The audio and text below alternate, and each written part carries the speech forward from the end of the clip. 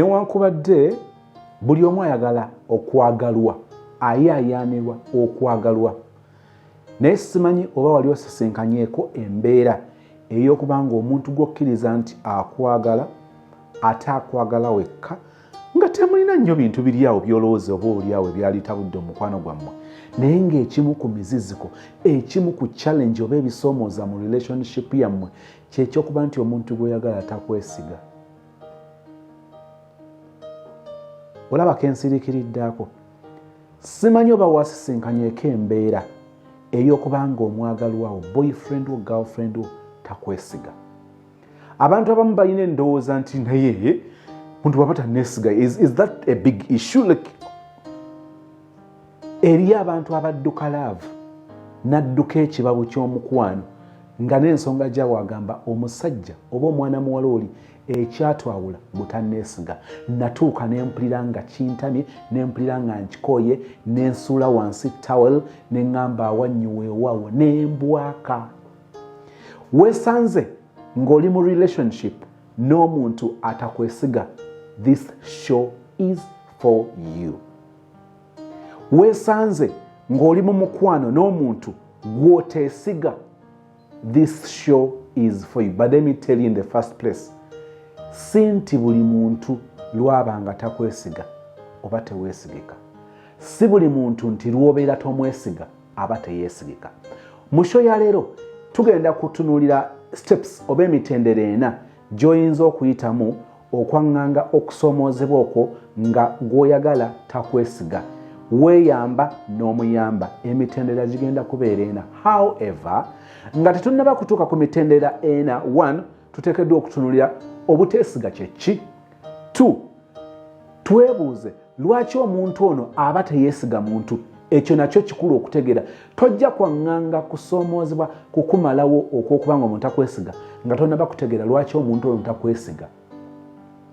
Ekyo bw'omala okukitegeera, 1, kigenda kukuwa emirembe. 2, ogenda kulekeraawo okumunyiigira. 3, ogenda kumuyamba. Ngambye okwesiga kye ki? Lwaki omuntu aba tayeesiga muntu? Ekyokusatu, emitendera ena gye tuyinza okuyitamu okwaŋŋanga embeera eyo nga tweyamba, nga tuyamba be twagala abasanze obuzibu bw'okubeera nti tebatwesiga. Ayinza okubanga boyfriend gw'olina leero si gw'ogenda okuwunzika naye, leka kulangirira nnyo ng'obuwo bwakwesiga bw'otalina buzibu. You need to know about this. It will help you via your friends. It will help you via your children. It will help you via your siblings. Ng'olina engeri gy'osobola okubayambamu. Nkiddamu, omuntu ono tatwesiga. Okutwesiga oba obutatwesiga kye ki? Omuntu ono alina ensonga lwaki tatwesiga. Nsonga ki eyo? Omuntu ono emitendera ena gye tugenda okukwasaganya okulaba nga tweyambagana, nga tweyamba, nga tumuyamba okwaŋŋanga embeera eno. Tebijja kukola makulu nnyo nga toseese kutegeera lwaki show eno ngireese. Njagala ntandikirewo otegeere lwaki ndeese show eno, njogere bye njogera nga bikola amakulu gy'oli leero oba enkya oba luli. Thank you so much for being part of Sosmo family, and just know we love you. For our returning subscriber, thank you so much for being part of the family. Thank you for watching our content, liking, sharing. Kyonna kyokola n'ekisinga okubeera ekikulu kyetusinga okwebaliza olw'okusanyukira n'okugulumiza Mukama kwe kuba nti tosigala kyekimu n'ogenda applying ebintu bino bye tusanze, naye n'obya applyinga n'amagezi. Nzikiriza nti ekyo kye kisinga okutuwa emirembe. Lwaki ndeese show ya leero? Mukulu Sozi, Mukama waffe yeebazibwe.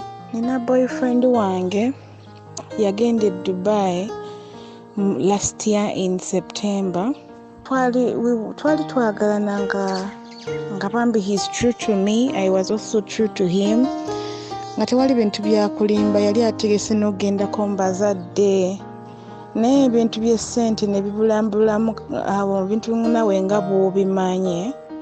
Bintu by'essente ne zibulabulamu ate kati ye nga tayagala bintu bya kutuuza meeting ebyo, ng'ayagala ekintu kyakyekolere yekka. So n'asalawo agende ebweru. Yagenda bweru, nze nga sikyagadde, saakyagala, era mu kugenda kwe yagenda taŋŋambye, yagerako ne sisita wange oyo yekka n'agamba sisita wange yabaŋŋamba kubanga yali akimanyi ngenda kaaba nga tayagala kumpulira nga nkaaba. Kale n'agenda nze okuwuliziganya naye nagenda okuwuliziganya ng'ali Dubai kubanga essimu ze zonna yaziggyako nga mazima gali tayagala kwogera nange ng'akimanyi ngenda kaaba.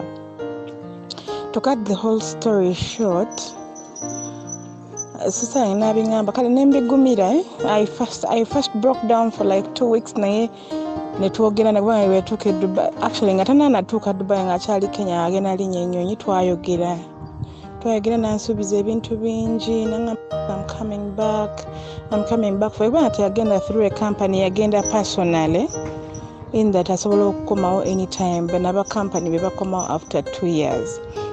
Amazima gali ngenda nkoleyo like after 3 months nkomewo ngendeko ndabe ku bazadde bo. Yansuubiza ebintu bingi, actually ebintu bye yansuubiza bye byandeetera okuguma neŋŋuma. Ngamba I'm coming back for you. Kakati okutuuka e Dubai ne twogezera bulungi, tweyongerayo bulungi nnyo, ebintu ne bibeera nga bitambula bulungi, nga ndagira ddala nti talina buzibu, simukiitinga tankiitinga. Kale obuzibu bwatandika nga abantu, nze nkolera mu refugee camp, kati naye twayisisinkana mu refugee camp eno gye nkolera gye twayisisinkana. Kati abantu b'omu kampu eno abasigaza ennamba ye babeera bamugamba ebigambo bingi nga bwendi like siri mukazi ateredde, nga bamugamba ebintu naye nga amazima gali bamulimba ne bamugamba ono ayagalana n'oli bandabye nuwa, ninga amazima gali babeera balimba. Ekyo tekyandibadde kikulu kubanga nze I don't care what people say. All I cared about at first was what he thinks. Yandaga at first yali abikkiriza naye ne munnyonnyola n'agezaako okubeera ng'akitegedde, naye era nga bw'okimanye insecurity ye eri too much. He's too insecure. Kati of recent mbuzi mpanvu naye ngenda gigenda mu bufunze. Of recent awo ekintu ewaffe nga bwe nkwata ekkubo ngende ewaffe, ennaku zino ngetera nnyo ogenda ewaffe nze mwana mu Galanda. Abaana b'ewaffe bonna banyinaze, baganda bange bonna bafumbo, bafumbirwa. Era dadi wange atula n'agamba nze omwana gwe nsigaze ewange si yekka kubanga nze kasigaddewo nga siri mufumbo, kitegeera. Kati bazadde bange bakadde, kati mba njagala ngendeko like after 2 weeks ngendeko ewaka nyambe mami ku mirimu gy'ewaka, nyambeko bamusanze nga alina engoye nnyingi nzikwate nzooze kubanga si yasobola otuula awo atandika okwoza omugugu gw'engoye akisobola naye nga mu bulumi obw'amaanyi mukazi omukadde, okitegeera. Kati nensalawo ntandika oba ogendangayo omuyambeko like after 2 weeks, naye awo tewandibadde buzibu. Obuzibu bwe bugira bwe wano ewaffe tewali network. Mukulu Moses, ewaffe kyalo kyamaanyi nnyo. Kakati bw'otuukayo network ya MTN eba tekolerako ddala, eya Airtel yeegezaagezaako. Naye obuzibu bwe buli omusajja ono buli lwengenda ewaka nenvayo bwenti awo okuyomba we kutandikira. Abamanyi ngenze mu basajja abalala. Why? Kubanga essimu zange tezibeerako. Naye nga network ate ekyo kintu yali akimanyi ng'akyali ne Uganda. Ne bwe yagenda e Dubai awo bwe yatandika okukinyiigira ate.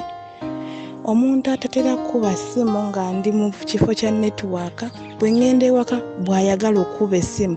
Ate bw'anaagikuba nga teriiko n'enkomawo nga kutandika Ruth nakubye essimu yo nga tegiriiko, ate kati otandise okuggyako essimu yo ng'ogenze ewaka neebuuza lwaki bw'oba ogenze mu bazadde bo kiki ekikuleetereza okuggyako amasimu go. Omanyi omuntu the trust aganye okuntrustinga, naye mukulu sozi amazima gali ono omusajja gwe neekuumidde ennyo. Omusajja gwengezezzaako okwekuumira ne mulinda. Yaŋŋamba he'll come back in 3 months. Teyakomawo. ebyemirimu byagenda nebifunafunamuko obuzibu kale nga bw'obimanya ebintu by'e Dubai eyo kyotegekese okugenda okukola si kyogenda n'okola lekale nebifunamu obuzibu ne kati akyaliyo nemutrustinga waliwo essimu ze wezivaako like for even 2 days nakomawo naŋŋamba something this and this and this happened nannyonnyola nekitegeera nemwesiga kubanga namwesiga dda namwagala dda, so that means if I loved him then I have to trust him along. But the problem is that he doesn't pay the trust back that I give him. He's so insecure. Aŋŋamba ebintu ebinnuma, ebintu ebisinga okunnuma mbu ono si ye Ruth gwe nayagala. Ruth owakati ali mulala nnyo. Mukulu Sozi ekyo ekintu kinnumira ddala kubanga siraba ngeri gyenkyuseemu omusajja engeri gye yandeka gyenkyali ne kaakati. The only difference I did is not calling him because I cannot call his Dubai line. It is expensive. We yali e Uganda nali mukubiranga kubanga nze ku simu yange nali mbeerangako ne airtime mungi okusinga ye ate kubanga ekitongole kyange kimpa airtime ate ye ekitongole kye kyali tekimuwa airtime. Kati ng'olaba instead of him putting airtime leka nze nkube kati nga aikonga sikiinaamu buzibu ate nga naye takiinaako buzibu. Kati I used to call him ne obuzibu I don't know whether he expected me to keep on calling like I used to call before. I don't know. Naye omusajja agamba nti nakyuse naye nga amazima gali siraba ngeri gye nkyuse. I think he thinks there is some form of cheating him.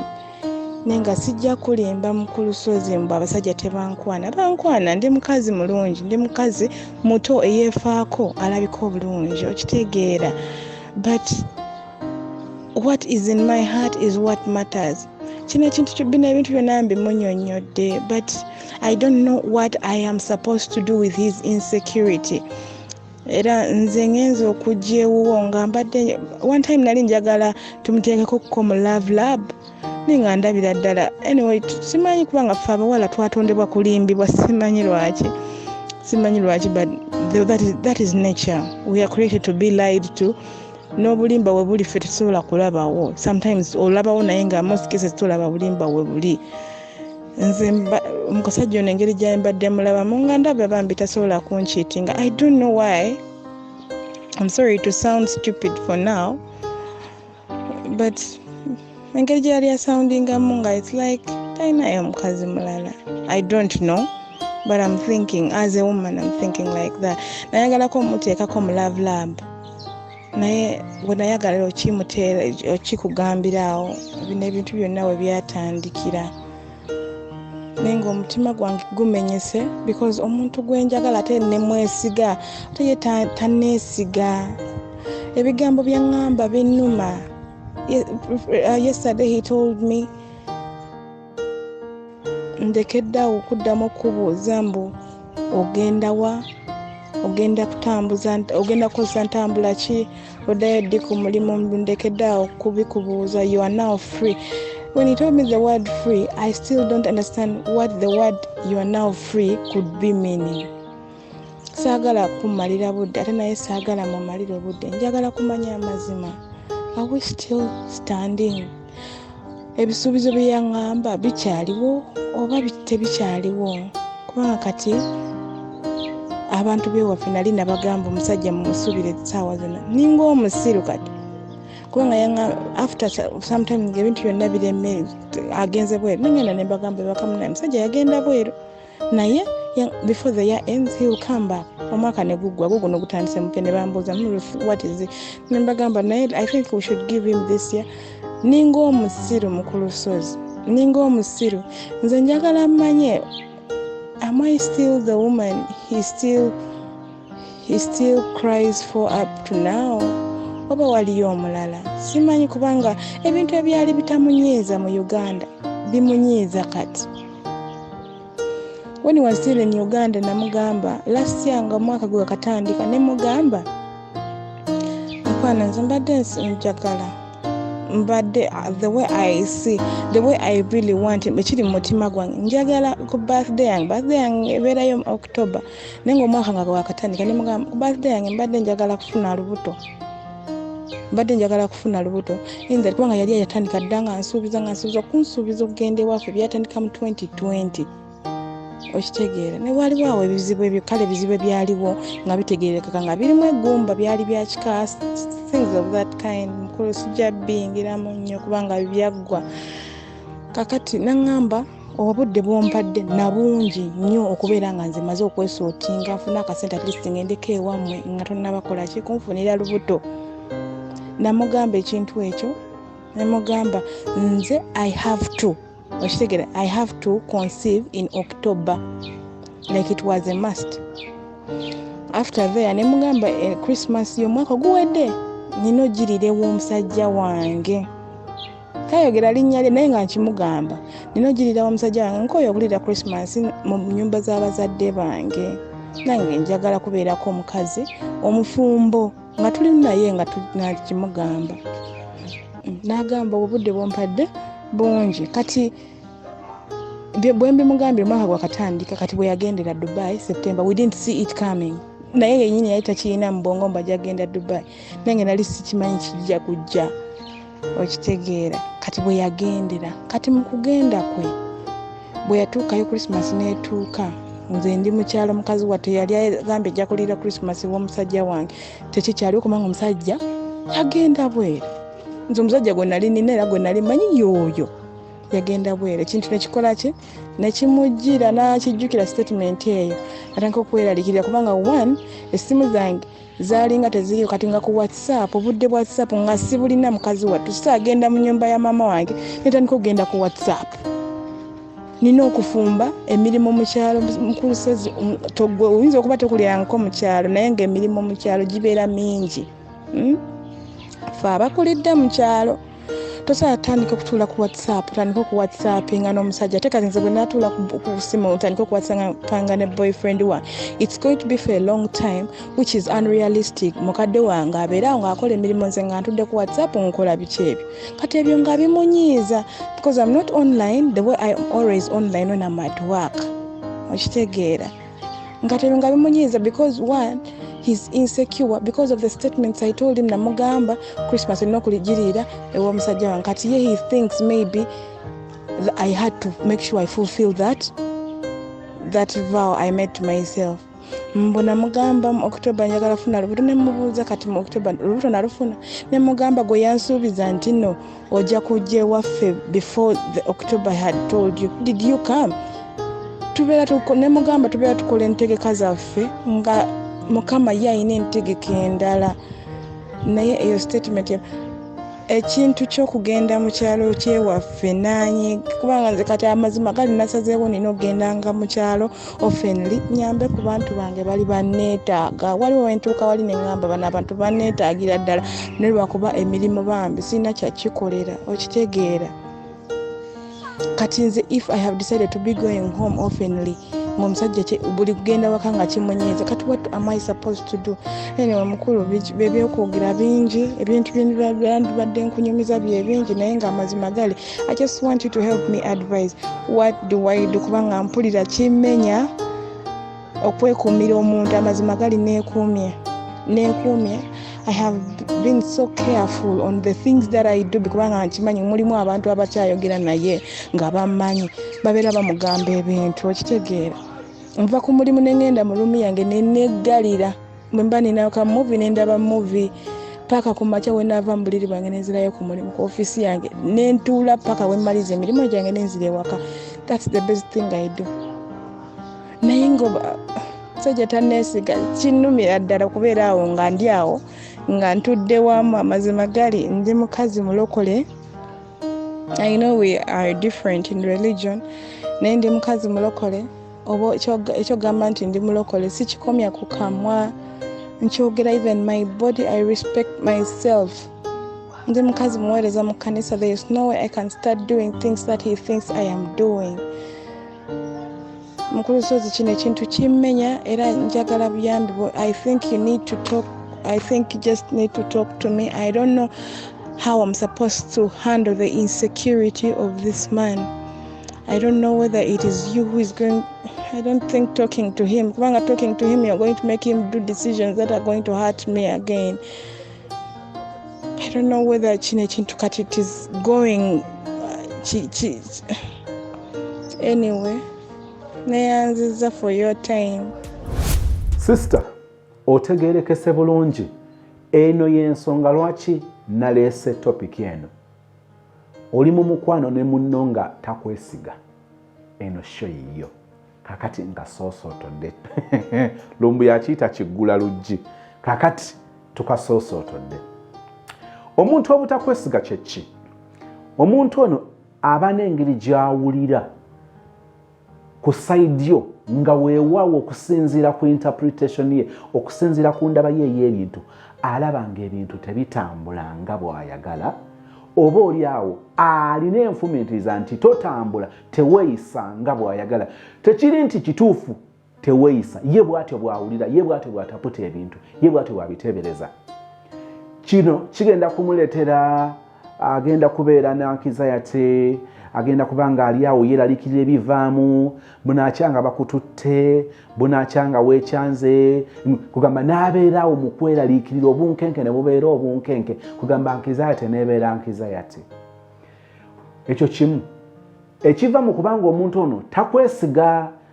Nkugambye nti obutakwesiga abeera alina engeri y'obutali butebenkevu nga yeeralikira, tali sure oba ddala kyayagala kyoli, oba ky'omugamba ky'otegeeza, oba kati embeera eno ngambye neereeta anxiety, neereeta obunkenke, nga yeeralikira ebiyinza okuba nga biva mu kukweraliikirira.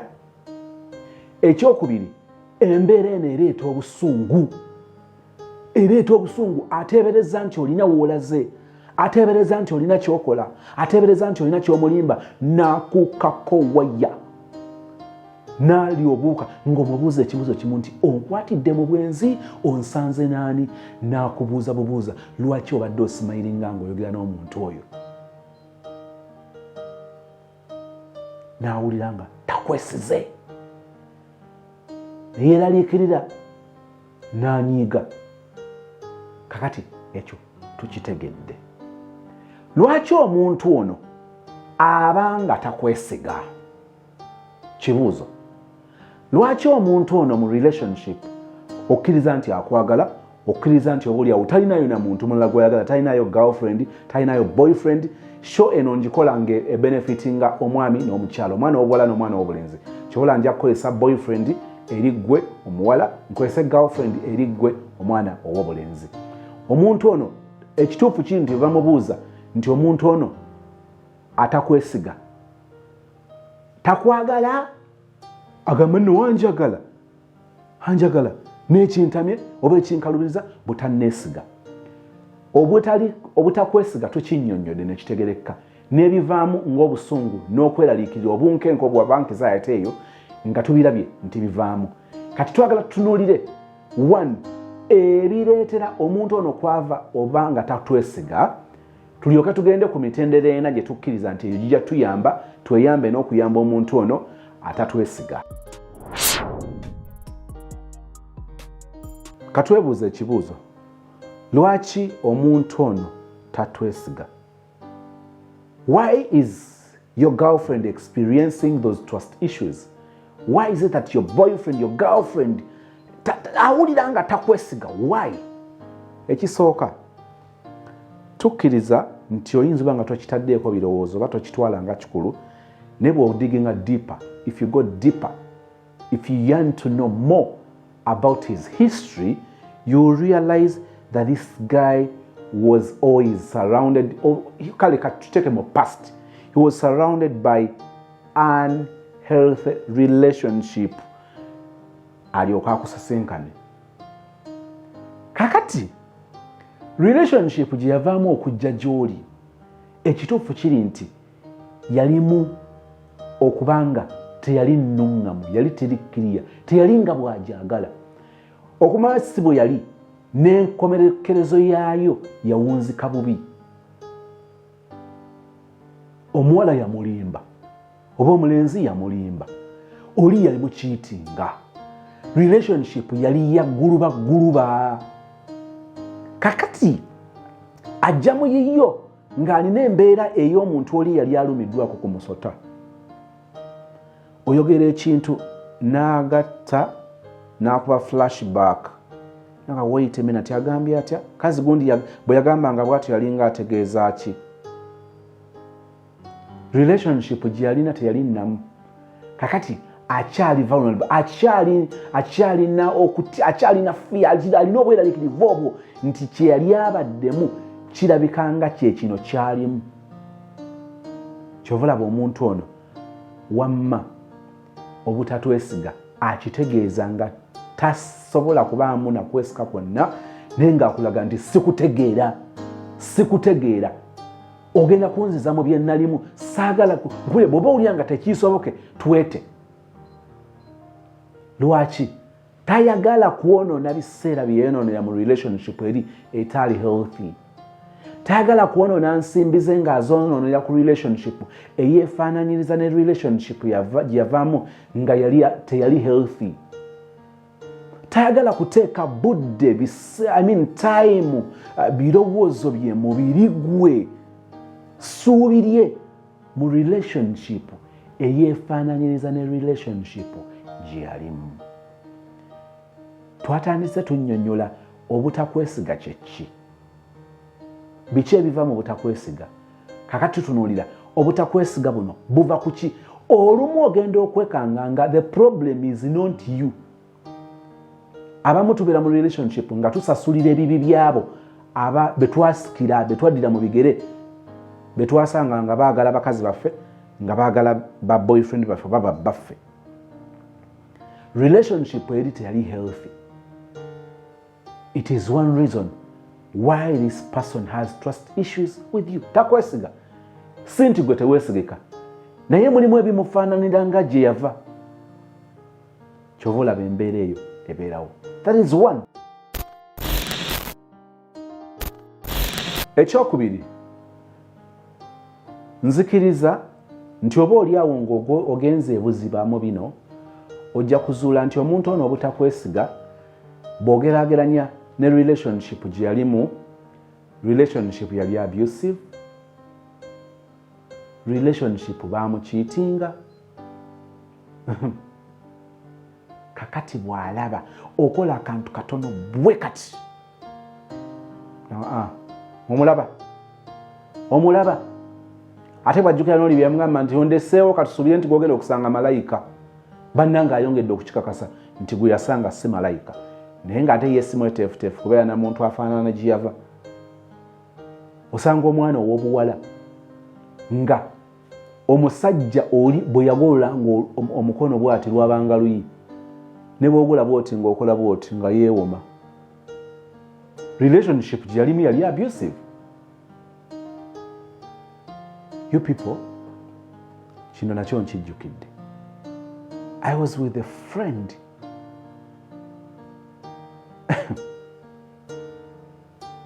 Kibozibozi, naye true story. I was with a friend. Twabali twogera ku bya relationship, marriage, love. Nanyumiza experience y'omuntu gwe yasisinkana ye kennyini ng'amubuulira by'asanga mu maka. Love ye n'omusajja gwe yalina. Mbu omusajja ali musirikale naye ng'amanyi okujja ewaka ng'atamidde bulungi, alinamu ne ku accent ye era munnange eri authoritative, erimu arrogance, nga bw'ajja waka ng'akwata emmundu ng'ayita omukazi ng'amugamba tawero yange eriwo, ng'abuuza ekintu kyamanyi nti okusinziira we kiri omukazi ono tekijja kuba kyangu kyakukiraba.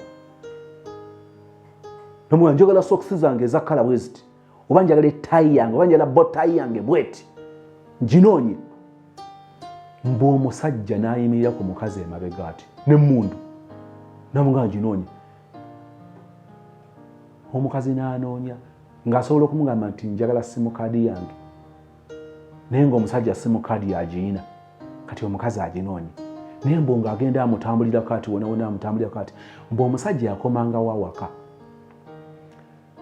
ng'omukazi yeebase n'amuzuukusa n'amugamba weebaka otya nga sinnadda weebaka nze seebase bwe ntuula olina kutuula bwe ntunula olina kutunula.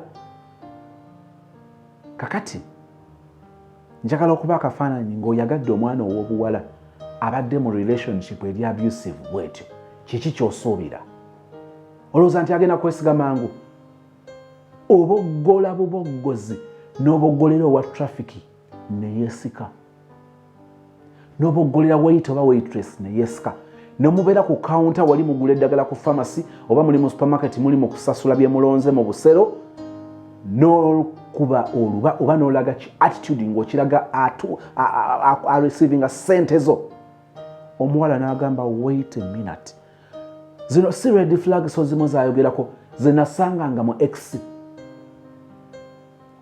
Ensonga endala lwaki omuntu oyo takwesiga ye experience y'okubeera mu relationship eyali abusive bwe bamucheatinga. Mukimanyi nti eriyo abasajja ng'azaala mu mukazi ebbali, omukazi wawaka n'abiwulira n'amukonfrontinga, mwami bangambye olina omwana ebbali. Namugamba wakitegedde? Kituufu kituufu ate wakitegedde kati kitaga tukyogereko ki? Omwana alya mmere wano? Mind your business.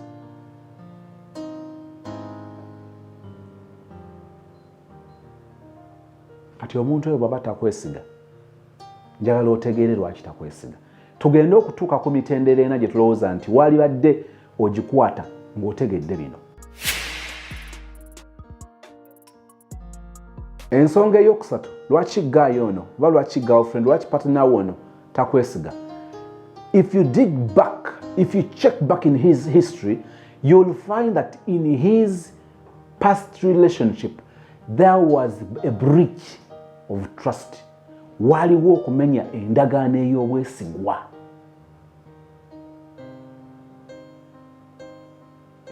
It affected him. She was heartbroken, she was disappointed because she had put her trust in that person, and that same person now breaching endagaano ey'obwesigwa. Kakati omuntu ono obwesigwa bwe okubufuna bwakukolerera nnyo. Gwe musaasire oli yabeera naye emyaka 10 n'amenya endagaano ey'obwesigwa. Bwe yakabeera naawe emyezi 6, emyaka 2, era nkubuulire okuggyako nga Katonda asenvudde busenvuzi n'amusitula mu kukkiriza n'okukwesiga, n'akikuwa nga kirabo n'akikugonnomolako nga kirabo ky'amazaalibwa, kirabo kya Valentine oba kya Pasika oba kya Idi, nenjala okutegeeza gakyali mabaga. Oli yamwesiga emyaka 12, 15 ne biwunzika bubi nnyo ng'amenya endagaano y'obwesigwa. What are you talking about? You bwe yakalaba for just some few months, just 1 year or 2 years, and you want him to trust you fully? Here's a reason. Yali atrustinzeeko omuntu oyo y'omu n'abreachinga n'amenya obwesigwa. That is number 3. Kakati twogedde ku bintu bisatu nga ensonga ezimu ze tutunuulira nga tuziraba nti zandiba ensonga lwaki omuntu ono takwesiga. Twagala okukwata ku mitendera giri ena, simanyi oba obudde bunaatuganya. Bwe buba butuganyiza tugenda zimalayo, bwe buba tebutuganyiza tujja kuzikomya wano ebere part 1 tulindirire ekitundu ekyokubiri. Oba oli awo ate nga tufunye ne testimonies. Njagala nnyo oluusi tugenda okwogera ku kintu nga tumaze okusima abantu abalina experience bwetyo nga bavuddeyo okusobola okubeera on board, twogere ku bintu nga tutuuka butereevu ku bantu abo. Omutendera ogusooka nga twagala okuluŋŋamya, nga twagala okuyamba ffe n'okuyamba be tuli nabo mu relationship, kwe kusettinga boundaries. I am so sorry that I had promised to talk about boundaries in relationships, and I was pushed, I was forced by circumstances zesobola ku avoidinga, and I put it on hold. It is not the show today. Relationship boundaries, it is not my show today. Today I am talking about the challenges of being in a relationship with a person atakwesiga. Tugambye nti ogumu ku mutendera gwe tugwana okukwata nga tuli mu relationship n'omuntu nga tamwesiga. One, kwe kusettinga boundaries. Boundaries zino njagala kuzoogerako ku mitendera ebiri. Twagala okusettinga boundaries. Waliwo lwe kikole nnyo nga relationship etandika. Nobeera clear.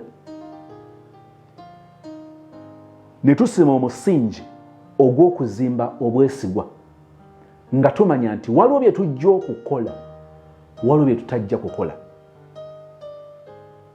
Omuntu akusuubire ng'oli very clear nti sweetheart, kino kiri reasonable, kino tekiri, kiri opposite ya kiri.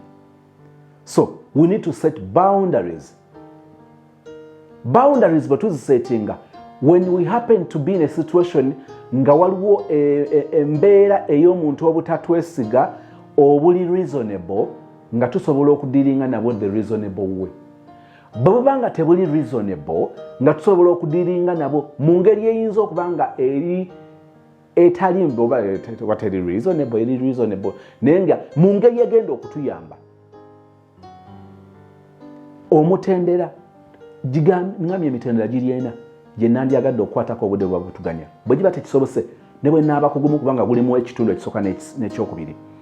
Okusettinga boundaries mu relationship eno, omuntu ono nga tatwesiga, nsonga nkulu nnyo nnyini ddala. Boundaries zino zituyamba zitya? Waliwo expectations ezitali healthy. Mukimanyi?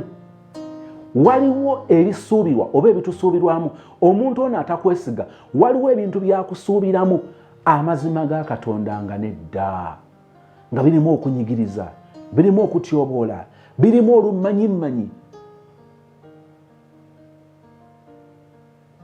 Waliwo n'ebyo bye batusuubiramu nga kituufu biri reasonable. Kati njagala twogere ku ebyo ebitusuubirwamu. Oluvannyuma lw'okusettinga boundaries, bwe tusesenkana ebyo ebitusuubirwamu nga tebiri reasonable, tumanya engeri y'okubyaŋŋanga. Bwe tusesenkana ebitusuubirwamu nga biri reasonable, tumanya engeri y'okubyaŋŋanga. Nsooke ebitusuubirwamu nga biri reasonable. Nzikiriza nti oba ekisinga okukola amakulu. Kakati njala tusooka tutunuulire ebitusuubirwamu nga biri bya nsonga. Okay, reasonable, katukoleseewo ekigambo ky'Oluganda. Ebitusuubirwamu eby'ensonga. Mu bitusuubirwamu eby'ensonga bino nja kuwa ekyokulabirako. Omuntu asobola okuba nga yandikusuubidde. Ffenna ekyo ndowooza tukisuubira mu baagalwa baffe oba mu bakazi baffe oba mu baagalwa baffe, tukibasuubiramu naye nga kya nsonga. Teri muntu atandiyagadde kubanga mu kiseera ekyo amanya omuntu we waali. Does it make sense to be in a relationship with someone?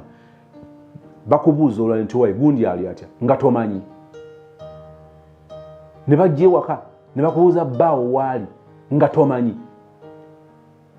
Waliwo gwe nakubira essimu ne mubuuza ngwezaako kuba ku ssimu ya mwami wo naye nga simufuna, so I'm sorry, ate siri muntu wa kika ekyo nga nnoonya omuntu naye nkubira omulala. I don't like it, but I was pushed. Kyava ngamba nti taliiwo, ne mubuuza alazeewo, nangamba ngambye atambuddemu. Ne mugamba wait a minute, atambuddemu? Naye nti atambuddemu. Kati kye bayita atambuddemu kuvaawa? Baali babeera Kasubi oba kale babeera Kasubi. Atambuddemu ng'ali Naakulabye, Namuŋŋoona, Lungujja, Bakuli, Mengo, Wakiso, Kakiri, Masaka.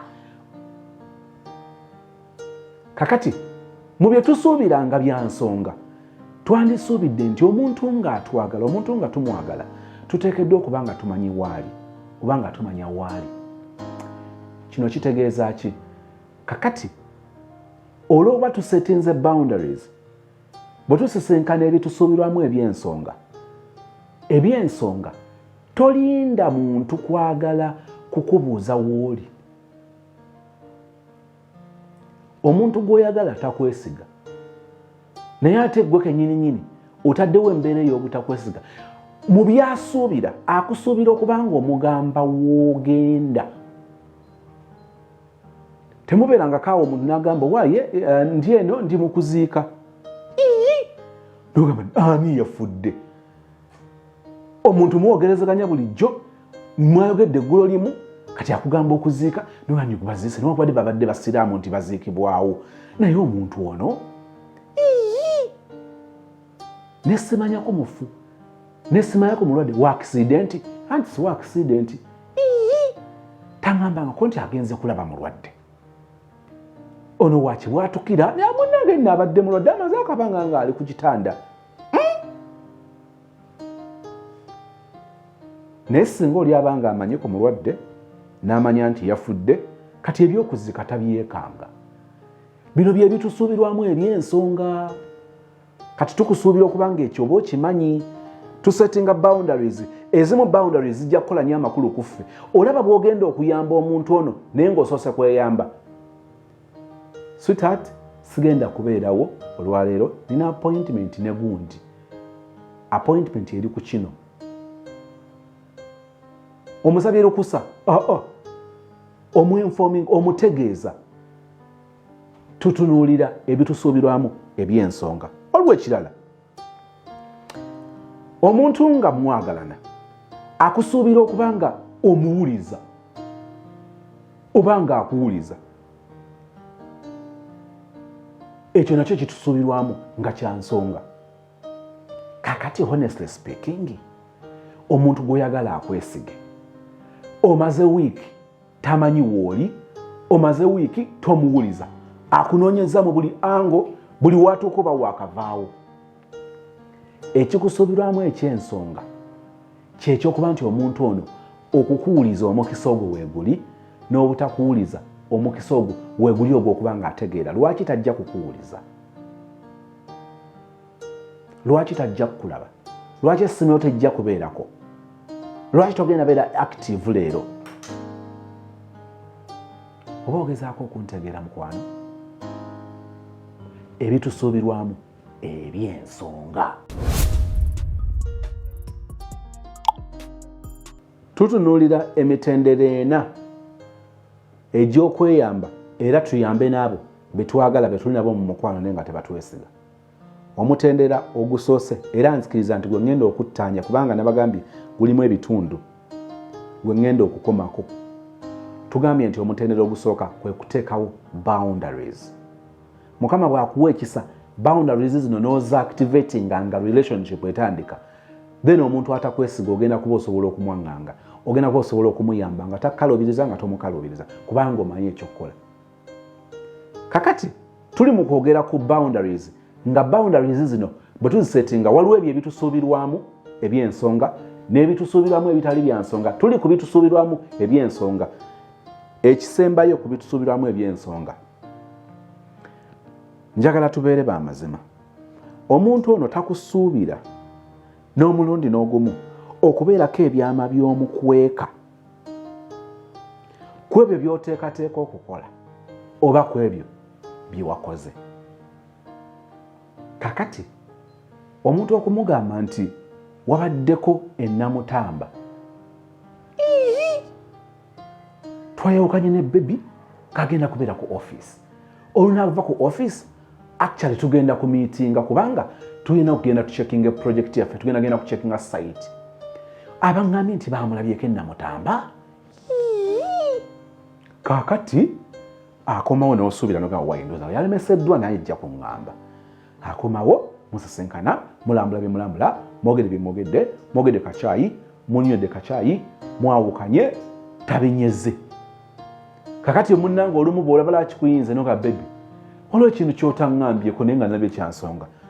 wabaddeko ennamutamba ate ebyazze bitya onsaasire saakugambye kati omuntu nga takwesiga nagambye nti ebimu ku bimusuubirwamu eri bye twasoose amina ebivaamu nga takwesize waliwo ankizaate waliwo obusungu buzze omugamba otya nti saakugambye ekyo ekintu ky'omuntu ky'otagamba muntu gwomanyi nti n'otambula okuva e Kampala n'otuuka e Namutamba oba wandowoozezzaako era oyagala naye muno omuntu omusajja tanjagala ono omuwala tanjagala sina byaliko ali mu kukolera ddala ebya ex wange n'olinnya emmotoka kale yabadde n'avuga emmotoka n'atuuka e Busega n'ayingira Buloba n'ayingira Muduuma n'agenda Zigoti n'atuuka Emityana n'atuuka paka Namutamba ezo zonna sigenda nko Namutamba newulira engeri gye nnyonnyola routes ezituuka okay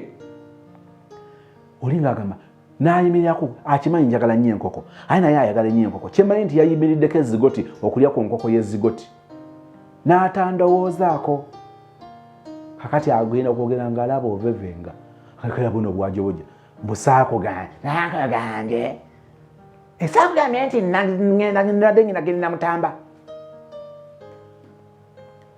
ngobera surprised omuntu oyo butakwesiga tutunuulira ebikusuubirwamu eby'ensonga omuntu ono wonoomunnyonnyolera nti wabadde mu makubo makyamu ng'ate yabwe alaba wagenderedde obutamugamba gy'olaga just yamaze kukigwamu era ng'agamba endowooza yemugamba nti singa teyakyogeddeko namaze kukyogerako n'alyoka akyogerako singa saakyogeddeko tolabanga omuntu ono alina kyankweka bambi ebyo byebisuubirwa ebikusuubirwamu nga byansonga kakati ebyo bw'obanga tuli mu kutunuulira omutendera ogusooka okweyamba n'okuyamba omuntu gw'oli naye mu mukwano nga takwesiga omutendera ogusooka tubadde ku boundaries zirimu ebikusuubirwamu ebyensonga n'ebitali byansonga bino ebyensonga bw'oba otaddewo boundaries zino n'omanya nti bwe sigamba musajja wange gye ndaze bwe sigamba mukazi wange gye ndi mba sitaddeewo kkomo mba sitaddeewo boundaries kakati era ekyo bw'ajja neyekyanga nayeesala akajegere nanangira obwenzi nanangira obuyaaye nanayingira obutali bwerufu sijja kubeera surprised kubanga saateekawo boundaries bino bisobola okubeera ebisuubirwa oba bye tuba tusuubiramu ebitali bya nsonga kakati era boundaries zikuyamba enongamba baby bino obinsuubiramu naye njala kubuulira awo nedda tetujja kutuukawo ebitali bya nsonga njala tukuba akafaananyi mukimanyi nti eriyo abaagalwa baffe oli mu byensonga ayagala era alaba nga kyansonga okumanya wooli ono ye kiryokke agamba nti nze nkubuulire ngenda kumonitalinga olaba bwe tumala okuactivatinga batoni ey'ebitusuubirwamu ebyensonga bwe tuyamba okukugira oba okusaawo olukomera okussaawo ekkomo ku mbeera bwe ziti omuntu n'atandika okubeera nga ye ali awo munnange akumonitalinga ani gweyogedde naye ani we gwali naye ekyo bwe kijja ng'olwedde twaactivatinze peesa liri eryasoose oba switch eri eyasoose agenda kutuna agenda kwagala okukulondoola alina ejjoze ate wama yaŋŋambye ejjoze agenda kusinkana ejjoze ate basinkana ku kino olaba boundaries kati bwe zisisenkanye ebitusuubirwamu oli ye asuubira okubanga buli kimu alina okukitegeera kakati bw'abanga yeyeetegeerera yabikusuubiddemu n'otabikola kati yeyeetegeerera yeyenoonyeza agenda kwagala okumanya ani kituufu toyagala kukulondoola kakati boundaries oziteekawo baby nze saagala kunnondoola nsobola okukola n'emikono gyange naye nsobola okukugamba nti nze atakukuta lwaki obeera olingiriza nnyo okwagala okumanya bye twogera lwaki obeera otulumika nakusanze otulingiza wonna oli mweka nakugambye ngenda kwogera ne gundi ate twogera ku kintu kino kati ki obadde otegeeza boundaries ebitusuubiramu ebirala bye tukkiriza nti si bya nsonga ogenda kulaba omuntu ono ayagala okumanya ennyo ne bw'oba oyogera na famire yo omanyi omuntu ng'akwekengera asobola okwekengera ng'oyogera ne mukwano gwo naye ate eriyo omuntu asukka mu butakwesiga nga n'okulaba ng'oyogera ne mukoddomi we amupangira abasajja biki byamugamba alimu obuuza bwe muyisa oba mulabirira obuteesiga muntu awo we butuuka nokulongana n'omusajja gwe bakuloga akatawaano oliko ekikyamu oliko enfuuyirizi ono si mmange muno gagamba okimanyi mama wo teyanjagala kati goloza bwe mbasanga nga mwogera bwe njagala okumanya kye mwogera mba mukyamu nga nkimanyi nti nnyoko tanjagala teyansiima waliwo ensonga endala omuntu ono ebitusuubirwamu ebitali bya nsonga kwe kwagala okumanya buli gwe twogera naye mu ssimu nga tetumugambye bugambi nga ye yeebikkulidde bwe yeebikkulira tukola meeting omusanga busanzi obeera weebase omuntu ng'ali kiriya essimu ye ne bw'ogiraba wali message ne tulu your phone mpulira ofunye text message wano mpulira bakukubira wano nga talinaamu kweraliikira naye abali mu kweraliikira nga tewaliwo boundaries alengera bulengeza ani yakuba ani atadde kati musabibumba ate ono atali junior omukusajja gwe nafumbirwa si junior yakulagana ne musabibumba sande masavu kati okusevinga ono sande masavu kawagga musenyu kawagga w'omusenyu omwami wange alina saiti naye bw'abanga akimanyi nti olina mukwano gwo ye kawagga ate atunda musenyu mubyogera nako onookuzimba ozimba kakati bw'asanga kawagga musenyu nga yakuba omusajja omukyala apapala boundaries kati boundaries zino bwe zisisinkana ebitusuubirwamu ebitali bya nsonga nga tetukoze biri eby'ensonga tugenda kwekuba bino bigenda kukubagana bale nkyabitwala mu maaso naye obudde ndaba bumala ekisembayo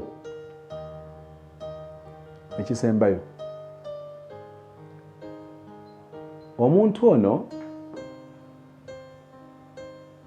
mu bwetusuubirwamu tugenda kwekanga olw'okuba tetwataddewo boundaries bulungi mu biri ebitusuubirwamu eby'ensonga kakati omuntu baali bakwakuzinzeeko obwenzi nga toyenda byenjogera saagadde kubeera focused ku sister yekka atuwadde story ye ku challenges zasanga njagadde kigeneralizinga kubanga ate bwe mbuuza ye akimanyi bulungi nti bamwakuzinga kati obwenzi oyenda gwatayenda lwaki tongambe gyobadde lwaki osanga abantu amu ng'atuuka ne ku mutendo gw'okuwunya ku mukazi we kandabe batowunya musajja kandabe batolina bwowo obulala abakazi nabo gye bali omusajja olugjamu essaati bw'ati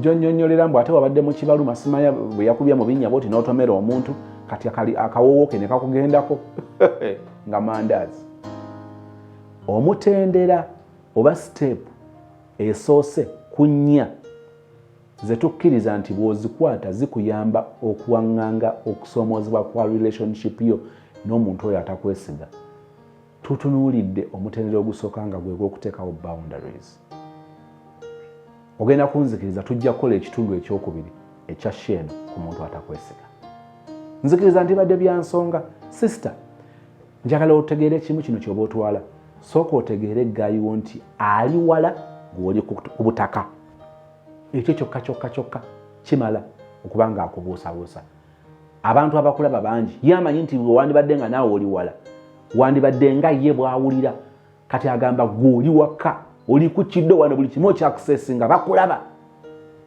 Bw'ogenda awatali network ne bujja bagira kati ekyo kitegeere. Bw'omala okitegeera zino boundaries ozijja okukola amakulu kubanga otegeera lwaki oli takwesiga. Katonda waffe webale bino bitulaze bitujjukize binyweze bikulaakulanyemu ffe bikole amakulu tubeere n'abantu mu mirembe tubeere n'abaagalwa baffe mu mirembe tusabe n'okwebaza olw'omukisa gwe gye tuli mu bulungi obw'ekisa kya Kristo Yesu Mukama waffe. We all say amen.